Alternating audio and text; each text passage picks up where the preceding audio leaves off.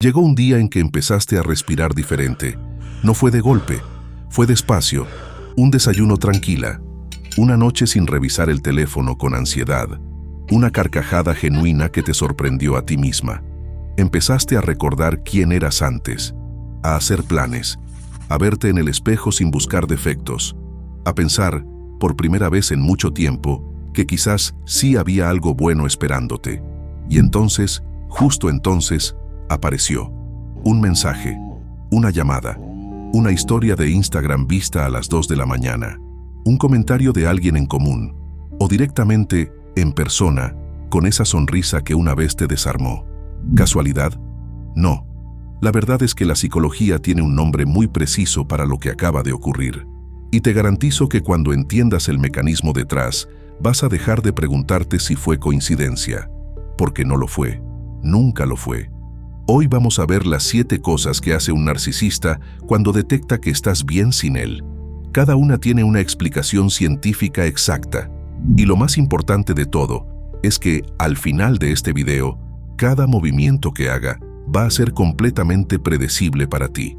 Porque lo que se predice ya no te atrapa. Por eso, te aconsejo firmemente que te quedes hasta la número 7. Es la más sutil y la que más daño hace precisamente porque casi nadie la reconoce. Pero antes de continuar, ve a los comentarios ahora mismo y escribe esta frase. Mi paz no es negociable.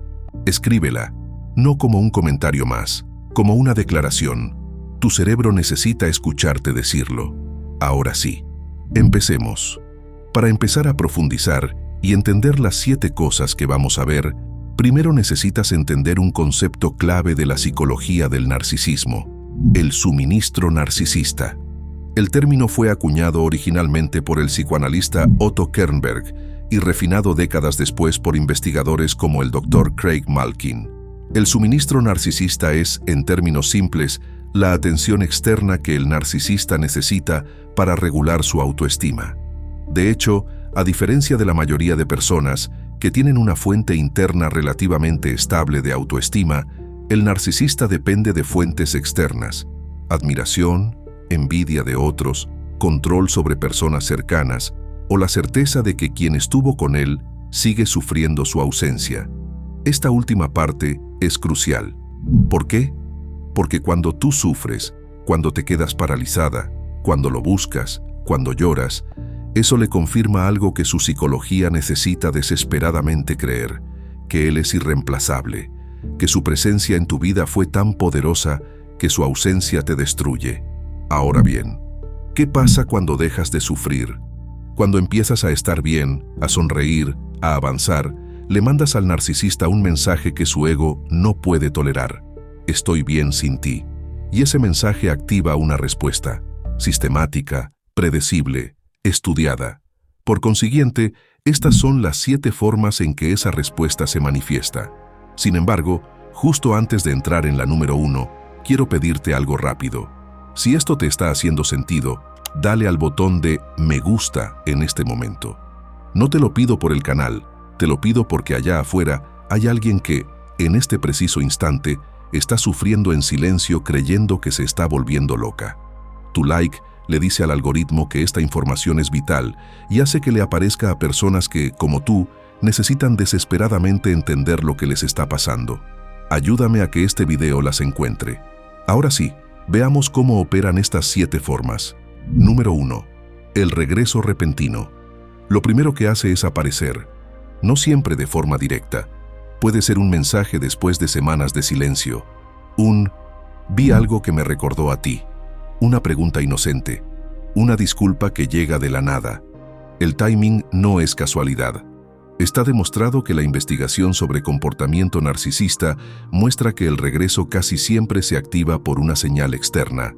Una foto tuya sonriendo, un logro que publicaste, una historia donde se te ve bien. Por esta razón, la doctora Ramani Durvasula lo describe con precisión. El narcisista no regresa cuando te extraña.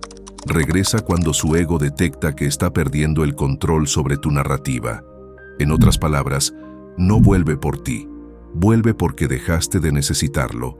Y eso, para su psicología, es una amenaza. Entonces, ¿Cómo no caer en la trampa? Entiende que el regreso no es evidencia de amor, es evidencia de que tu recuperación está funcionando. Responde con la misma energía con la que responderías a un desconocido. Cortés si es necesario, neutra siempre. Pero si esa primera táctica no funciona, prepárate para la número 2. El hoovering emocional. Vuelve con lo que más te movió.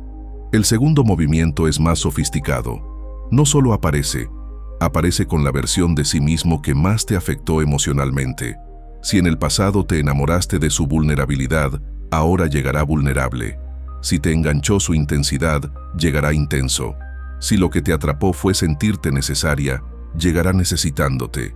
Esto no es siempre consciente, pero la investigación sobre aprendizaje social y comportamiento interpersonal, en particular los trabajos de Albert Bandura sobre refuerzo vicario, muestra que los patrones que alguna vez funcionaron se repiten automáticamente cuando el contexto lo demanda. Como resultado, el narcisista aprendió, en la historia contigo, qué tecla oprimir. Ahora la oprime de nuevo. ¿Cómo no caer en la trampa? La clave está en que cuando sientas la emoción familiar activarse, nómbrala en voz alta para ti misma. Esto es el patrón. Conozco este movimiento. Nombrar la emoción activa la corteza prefrontal y reduce la respuesta automática del sistema límbico. Es neurología aplicada, y esto nos lleva inevitablemente a la número 3. Sabotea tu nueva estabilidad desde afuera. Cuando el contacto directo no funciona, o cuando no puede acercarse, el narcisista opera desde la periferia. Comentarios a través de amigos en común, rumores, reinterpretaciones de la historia compartida que de alguna manera llegan a tus oídos, publicaciones en redes sociales que parecen casuales pero que sientes dirigidas. El objetivo es simple: introducir ruido en tu nueva estabilidad, hacerte pensar en él cuando habías dejado de hacerlo, recordarte, indirectamente, que sigue presente. Precisamente por esto, el psicólogo social Roy Baumeister, en sus investigaciones sobre el ego y el control interpersonal, describe este tipo de comportamiento como estrategias de interferencia de identidad, que son acciones diseñadas para interrumpir la reconstrucción del sentido de sí misma de la persona que se aleja. ¿Cómo no caer en la trampa? Reduce al mínimo los conductos de información. Las noticias que llegan sobre él casi nunca son neutrales. Alguien está eligiendo pasártelas. Pregúntate por qué. Pero la manipulación no se detiene ahí. Entramos en la número 4. Te compara públicamente con alguien nuevo. Esta es una de las más dolorosas y una de las más calculadas. Aparece con alguien nuevo o hace visible que hay alguien nuevo justo cuando detecta que estás avanzando. En el fondo, la lógica no es que esté enamorado de esa persona. La lógica es que necesita que tú lo veas feliz antes de que tú lo estés. En psicología, esto se llama triangulación. Introducir una tercera figura para provocar celos, inseguridad y, en última instancia, hacerte volver a pensar en él como algo que podrías perder definitivamente. La doctora Lisa Firestone, investigadora del Glendon Association, señala que la triangulación es una de las herramientas más comunes en personalidades con rasgos narcisistas porque ataca directamente el apego ansioso. Activa el miedo al abandono incluso en personas que ya eligieron alejarse. Por lo tanto, ¿cómo no caer en la trampa? La persona nueva no es tu competencia, es otra fuente de suministro. Lo que sientes al verlos no es amor por él. Es tu sistema de apego respondiendo a una señal de amenaza. Reconoce la diferencia. Ahora, presta mucha atención a la número 5. Ataca tu nueva imagen. La crítica indirecta. Cuando ve que estás bien, que te ves bien, que estás avanzando, algo en su narrativa interna se rompe. Porque si tú estás bien sin él, entonces la historia que se contó a sí mismo, que eras demasiado sensible, demasiado complicada, que el problema siempre fuiste tú, empieza a no sostenerse. Y es justamente aquí donde la respuesta a esa disonancia cognitiva es el ataque a tu nueva imagen. Puede ser un comentario sobre cómo has cambiado, una insinuación de que tu nueva felicidad es superficial o actuada, una crítica que llega disfrazada de preocupación. Me alegra que estés bien, aunque me preocupa que... Leon Festinger, el psicólogo que describió la disonancia cognitiva en la década de 1950, demostró que cuando la realidad contradice una creencia central del ego, la mente busca formas de distorsionar la realidad antes que cambiar la creencia. En consecuencia, para el narcisista, es más fácil convencerse de que tu felicidad es falsa que aceptar que eres completamente capaz de existir y florecer sin él. ¿Cómo no caer en la trampa? No defiendas tu felicidad. La felicidad real no necesita ser defendida. Cada vez que intentas convencerle de que estás genuinamente bien, le das exactamente lo que busca, tu atención y tu energía. Y si aún así te mantienes firme, recurrirá a la número 6. Usa a personas cercanas a ti como intermediarios. Cuando el acceso directo está bloqueado, recurre a tu círculo. Un amigo en común que casualmente te pregunta cómo estás y luego le reporta. Un familiar que empieza a hablar bien de él de repente. Alguien que te dice, sé que no es asunto mío, pero me pidió que te dijera que, de manera alarmante, esto es lo que en psicología forense y clínica se conoce como comportamiento proxy, usar a terceros para extender la influencia sobre alguien que se ha alejado. El investigador en narcisismo Lundy Bancroft, en su trabajo con supervivientes de relaciones abusivas, documenta extensamente cómo esta táctica funciona especialmente bien porque llega envuelta en la confianza que tienes con esa tercera persona. No es él quien te habla, es alguien que quieres, y eso baja tus defensas. ¿Cómo no caer en la trampa? Sé gentil con el intermediario, que probablemente no sabe que está siendo usado, pero cierra el canal con claridad. Prefiero que si quiere hablar conmigo, lo haga directamente. Esa frase sola suele ser suficiente para desactivar el conducto. Llegamos a la más destructiva de todas, la número 7, el golpe más silencioso. Cuestiona tu percepción de la realidad. Este es el más sutil, el que casi nadie identifica a tiempo. Cuando todo lo demás falla, cuando no puede recuperarte con el regreso, ni con la triangulación, ni con los intermediarios, el narcisista recurre a su herramienta más refinada. Hace que dudes de tu propia versión de lo que pasó. No necesariamente en una conversación directa. Puede ser a través de lo que dice a otros. Puede ser en un mensaje que reencuadra toda la historia de manera que, de repente, tú quedas como la responsable. Puede ser tan sutil como una frase, me alegra que hayas encontrado tu camino. Yo siempre supe que lo nuestro no era lo que creías. El objetivo es que empieces a preguntarte, ¿fui yo? ¿Lo malinterpreté todo? ¿Era tan malo como recuerdo? Y es que esto es una extensión del gaslighting más allá de la relación.